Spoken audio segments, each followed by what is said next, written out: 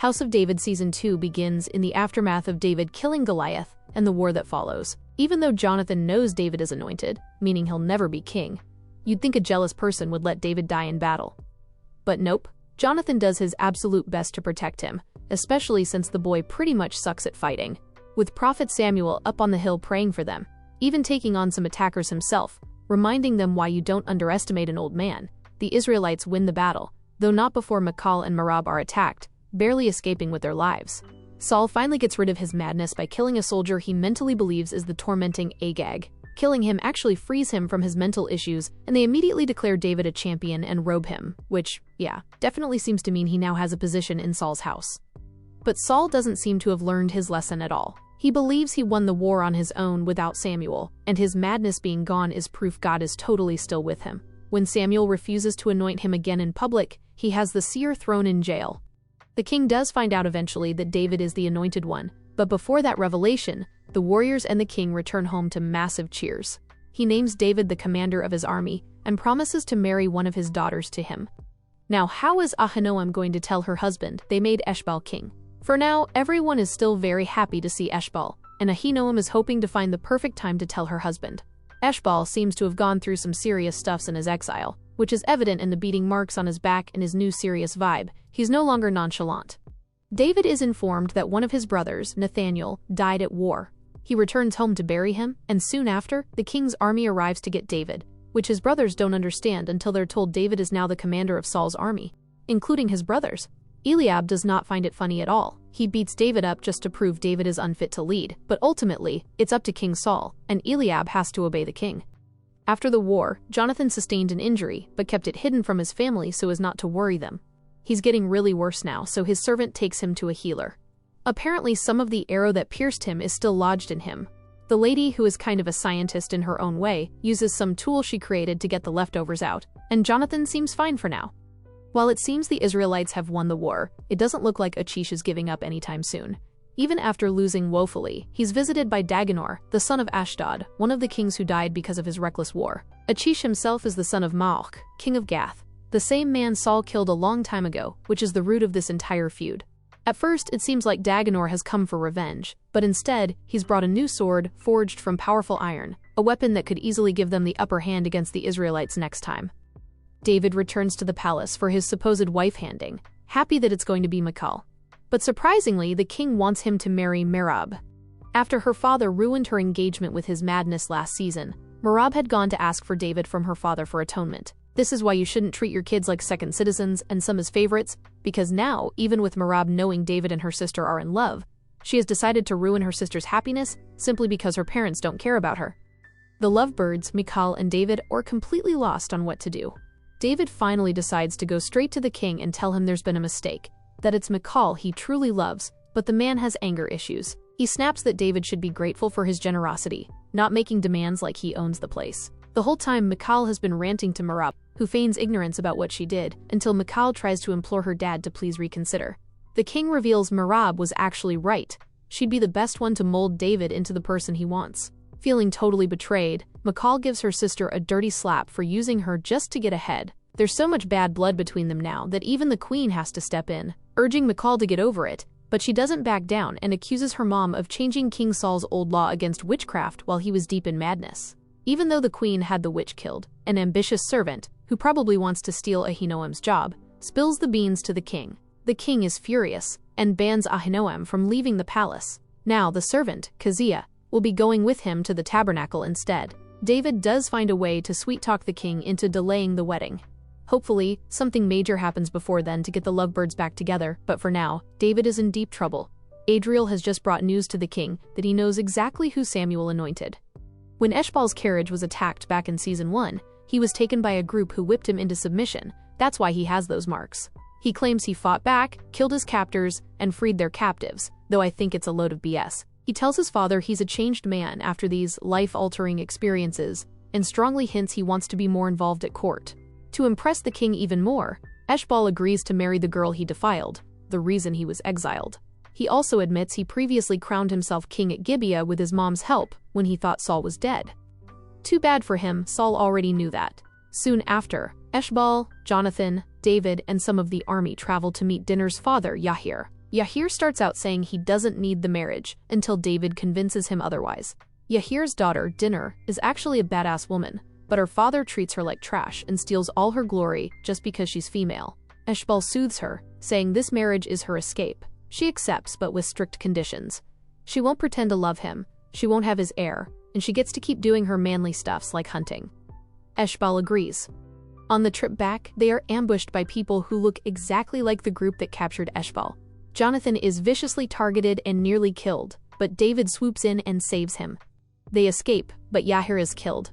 Ironically, this tragedy totally benefits Eshbal. With her entire family dead, Dinner has no choice but to go through with the marriage. Dinner reveals they never actually got intimate, meaning Yahir had falsely accused Eshbal of defiling her just to secure a spot for his daughter in the royal family.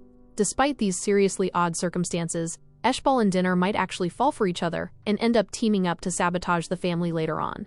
Following Adriel's intel, Joab takes Eliab on a secret mission to Judah, supposedly to eliminate the Anointed. They end up slaughtering an innocent family, Eliab's neighbors, because Adriel gave the king a false name. From Joab's comments, he knows David is the true Anointed, but it's unclear if he's covering for him because he trusts God's will, or because David is his cousin and the king would kill them all if he knew the truth. Either way, the aftermath breaks Eliab completely. He's so tormented by guilt he even considers ending his own life, but can't bring himself to do it. The journey to the tabernacle starts, with David leading the way, even though his parents have always been banned from the holy site because David is a bastard. En route, a distressed farmer brings news of a Philistine attack on the nearby village of Geba. David takes charge with his team, but most of them end up being slaughtered. The armies never respected him, but this military failure makes things a million times worse.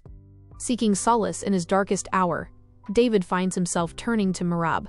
She wants David to at least act like he cares about her so she isn't embarrassed. Despite David having told her multiple times that he loves Michal, this is a weak moment for him, and all he needs is a shoulder to cry on, which Merab just happens to be. Michal sees this and it's the final straw. She ultimately breaks up with David. She realizes they're just prolonging the inevitable, since she knows her father won't ever budge. Earlier, Saul had Prophet Samuel jailed, but the man barely lasted a minute behind bars before driving his torturer insane and escaping. They meet again at the tabernacle, where Saul demands to be anointed in front of the people. Samuel makes it crystal clear, he doesn't serve Saul. Saul gloats about killing the Anointed One, completely unaware that everyone is playing him and the true Anointed is standing right there. Samuel even threatens Saul's wife at one point, but no one is more powerful than God. While Saul is trying to intimidate the prophet, David breaks down crying and starts singing a beautiful, mournful song for his lost soldiers. Jonathan gives him a comforting shoulder to cry on, and this moment of raw vulnerability completely wins the hearts of the remaining soldiers. Jonathan had caught feelings for the female healer, Sarah, who treated him after the attack. She came to town, but their romance doesn't last. Her brother had joined the army after being inspired by one of Jonathan's rousing speeches, only to die in the war. The healer blames Jonathan for her brother's death and simply cannot be with him. For months, David's been dodging his wedding by staying at the battlefront, fighting the Philistines who keep trying to breach the border. He's gotten pretty good at fighting now, though Eliab still doesn't seem to respect him. During a recent skirmish, they realize the Philistines' swords are lighter and much stronger than theirs, so they start swapping out their weapons for the superior gear taken from the dead Philistines. After the Philistines flee, David realizes he has seen a much better sword than this, which was that of Goliath. Abner had kept it at the City of Priests because the sword was actively tormenting him. Going back for it, Abner notices a trademark belonging to a man who calls himself the God of Swords. Abner knows who this is, so they decide to travel to the highly dangerous city of Endor, a notorious haven for outlaws and criminals. The God of Swords initially refuses to follow them back to Gibeah to teach them how to forge such blades, but he finally agrees when Abner reveals he can arrange for the man to be reunited with his daughter Bathsheba, who was taken as a slave when her father couldn't pay his debts. But before they can leave, the group is ambushed by the Witch of Endor, who is revealed to be Abner's mother. Abner himself was deep into witchcraft before he left, started working for the house of Saul, and turned to God. The witch immediately starts talking about their deepest troubles and secrets. She knows Abner killed one of her own people, the witch Ahinoam had helping with the spells during Saul's madness. She knows Eliab is tormented by the memory of the innocent family he slaughtered. She knows Jonathan won't be king, and that his life will be cut short. But when she looks at David, she sees that he is extremely powerful and hiding a lie. It's unclear if she knows he's the Anointed, but she immediately lets them leave, not wanting their blood on her hands.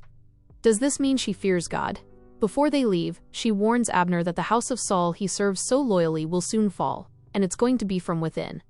Upon getting home, Abner urges everyone to disregard what his mom said and keep everything that happened to themselves. With these heavy prophecies hanging over their heads, everyone decides the best way to deal is to live in the present. Jonathan acts on his feelings for the healer, Sarah, and they share a kiss. And David decides to tell the king he would not be marrying Merab. If it's not Michal, maybe he's not worthy to be the king's son-in-law, and Saul is absolutely fuming. Ahinoam is desperate to win back King Saul after he started hooking up with the ambitious new palace favorite, Keziah. Saul had previously sidelined Ahinoam for bringing a priestess into his house, but now she sees her chance to return to glory and take down David. Saul is furious that David rejected Merab, but Abner correctly reminds him that the people now love David and would revolt if he was simply murdered. This is where Ahinoam steps in, suggesting a way to make David's death look like an accident, send him on one last impossible mission to prove he's worthy of Michal. Saul takes the bait, instructing David to secretly attack the Philistine forge and bring back 100 Philistine foreskins. David accepts it without hesitation, even apologizes to Merab before leaving, though she's fuming and broken. I don't know what she expected. David heads off with his most trusted soldiers, deliberately leaving behind Eliab, who still won't follow his lead. As they leave, Joab already notices something is off when he spots Doeg sending out a pigeon, and then Abner didn't let him go with them. Jonathan, on the other hand, convinces Sarah to marry him. Sarah had been skeptical because she didn't want the queen lifestyle, believing Jonathan would be the next king. Jonathan puts all her fears to rest by revealing that David is the anointed. He doesn't even feel bad about not being king, he actually feels relieved. With Sarah now knowing this, she agrees to the marriage. Upon returning to the palace, everyone, including us, expected Saul to be livid, but he's surprisingly chill. They celebrate Jonathan and Sarah's marriage, with Keziah even showing up as a guest at the family table, wearing Ahinoam's necklace. This is the last straw. Ahinoam slaps Keziah and snatches her jewelry back. Heartbroken by not being chosen, Merab attempts suicide, but Dinner manages to stop her.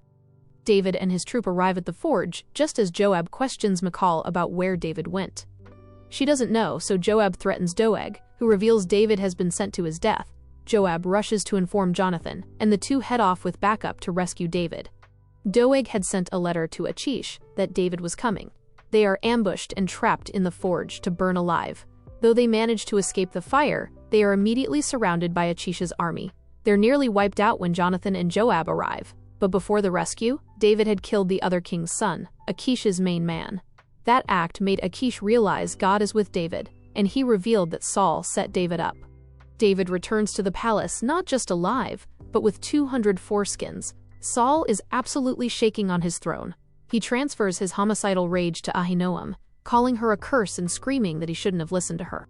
Ahinoam fires back that all she has ever done is protect him, but Saul isn't hearing it. He nearly beats her before dragging her out of the palace gates and banishing her from the kingdom. Merab is heartbroken and shaken by this display, but Eshbal cruelly tells his mom that now she knows what it feels like to be exiled. It's finally the big day for Michal and David.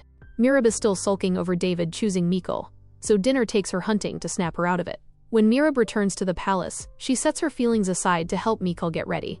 With Ahinoam banished, Merab knows she has to be there for her sister. The wedding goes off beautifully, with David's father even showing up.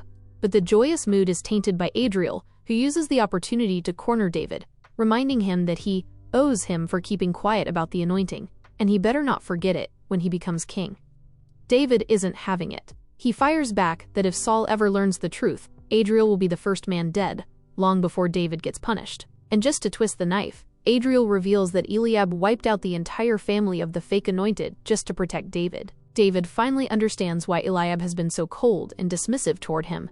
He tries to talk to his brother, but the guilt-ridden Eliab completely shuts him down. Since David embarrassed him, Adriel decides to retaliate the only way he knows. He runs straight to Eshbal with the truth about David.